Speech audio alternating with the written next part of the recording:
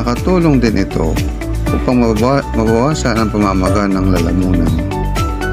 Nagbibigay ginhawa ang oregano sa taong may hika o chronic bronchitis. Nakakatulong din ito upang mapalakas ang ating immune system. Mainam itong inumin ng babaeng bagong panganak upang maiwasan ang mga infeksyon. Tinutulungan nitong mapabilis ang sirkulasyon ng dugo. At para sa mga babae, nagbibigay ginhawa ito dahil sa dysmenorrhea o sakit sa puson. Nakakatulong din ang oregano sa mga taong may UTI. Dahil mayaman sa antioxidant compound ang oregano, tumutulong ito upang maiwasan ang pagkaroon ng cancer o nilalabanan nito ang mga free radical sa katawan sa anhi ng pagtanda.